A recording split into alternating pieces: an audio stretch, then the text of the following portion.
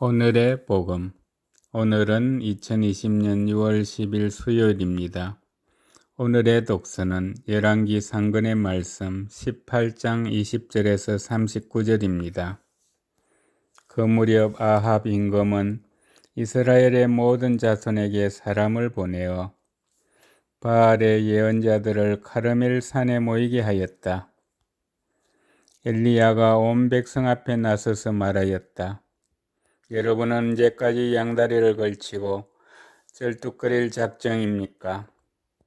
주님께서 하느님이시라면 그분을 따르고 바알이 하느님이라면 그를 따르십시오. 그러나 백성은 엘리야에게 한마디도 대답하지 않았다. 엘리야가 백성에게 다시 말하였다. 주님의 예언자라고는 나 혼자 남았습니다. 그러나 바알의 예언자는 450명이나 됩니다. 이제 우리에게 황소 2마리를 끌어다 주십시오. 그들에게 황소 1마리를 골라 토막을 내어 장자기에 올려놓고 불은 붙이지 말게 하십시오. 나도 다른 황소를 잡아 장자기에 놓고 불은 붙이지 않겠습니다. 여러분은 여러분 신의 이름을 부르십시오. 나는 주님의 이름을 받들어 부르겠습니다.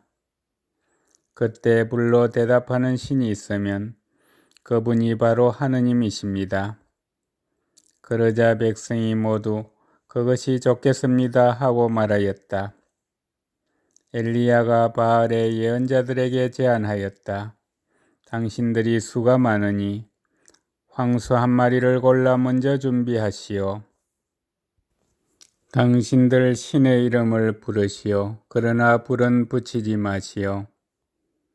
그들은 자기들에게 주어진 황소를 데려다가 준비해 놓고는 아침부터 한낮이 될 때까지 바알의 이름을 불렀다.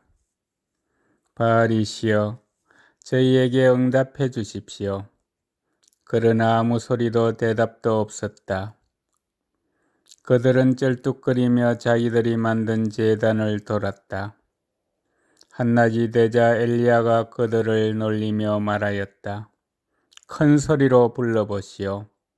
바알은 신이지 않소. 다른 볼일을 보고 있는지, 자리를 비우거나 여행을 떠났는지, 아니면 잠이 들어 깨어야 할지 모르지 않소. 그러자 그들은 더 큰 소리로 부르며 자기들의 관습에 따라 피가 흐를 때까지 칼과 창으로 자기들 몸을 찔러댔다. 한낮이 지나 곡식 제물을 바칠 때가 되기까지 그들은 예언 항울경에 빠졌다. 그러나 아무 소리도 대답도 응답도 없었다. 그러자 엘리야가 온 백성에게 이리 다가오십시오 하고 말하였다. 백성이 모두 다가오자 그는 무너진 주님의 제단을 고쳐 쌓았다. 엘리야는 일찍이 너의 이름은 이스라엘이다 라는 주님의 말씀이 내린 야고보 자손들 지파 수대로 돌을 12개 가져왔다. 엘리야는 그 돌들을 가지고 주님의 이름으로 제단을 쌓았다. 그리고 제단 둘레에는 곡식 2사가 들어갈 만한 도랑을 팠다. 그는 장작을 쌓은 다음 황소를 토막내어 장자기에 올려놓았다. 그러고 나서 물을 4항아리에 가득 채워다가 번제물과 장자기에 쏟으시오 하고 일렀다. 그런 다음에 그는 2번째도 그렇게 하시오 하고 말하였다. 그들이 2번째도 그렇게 하자 엘리야는 다시 3번째도 그렇게 하시오 하고 일렀다.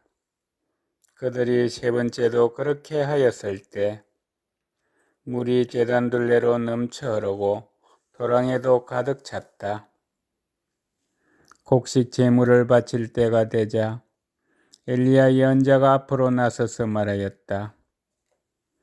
아브람과 이삭과 이스라엘의 하느님이신 주님, 당신께서 이스라엘의 하느님이시고 제가 당신의 종이며 당신의 말씀에 따라 제가 이 모든 일을 하였음을 오늘 저들이 알게 해 주십시오. 저에게 대답하여 주십시오. 주님, 저에게 대답하여 주십시오.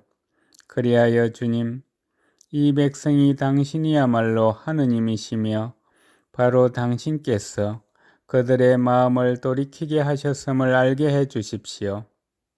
그러자 주님의 불길이 내려와 번제물과 장작과 돌과 먼지를 삼켜버리고 도랑에 있던 물도 핥아버렸다. 온 백성이 이것을 보고 얼굴을 땅에 대고 엎드려 부르짖었다. 주님이야말로 하느님이십니다. 주님이야말로 하느님이십니다. 주님의 말씀입니다. 오늘의 복음은 마테오가 전한 거룩한 복음 5장 17절에서 19절입니다.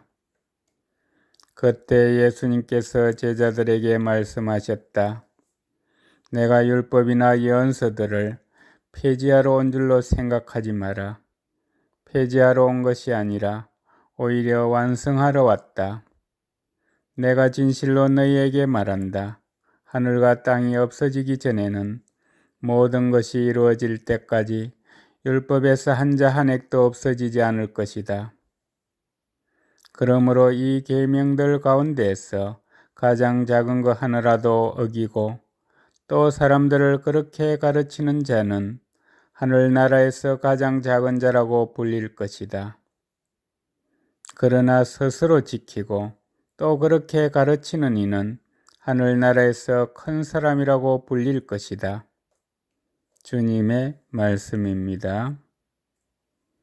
오늘의 묵상은 한재호 루카 신부님께서 해주십니다. 아우토반이라는 이름을 알고 계십니까? 독일의 고속도로 이름입니다. 우연히 이 도로에서 운전한 적이 있었습니다. 길이 잘 닦여 있기도 하지만 무엇보다도 운전자들이 추월선과 주행선을 확실하게 지키기 때문에 안전하게 100km 이상의 속도로 운전할 수 있었습니다. 다른 기회에 이집트에 갔습니다. 땅이 넓은 곳이라 독일만큼은 아니지만 고속도로가 어느 정도 잘 닦여 있었습니다. 그런데 그곳의 운전자들은 차선을 잘 지키지 않았습니다. 심지어 고속도로임에도 무단횡단을 하는 이들까지도 있었습니다. 그래서 평균 60km 정도밖에 달릴 수 없었지만 신경을 곤두세워야 하였습니다. 이 두 나라의 운전 상황이 서로 다른 이유는 무엇일까요?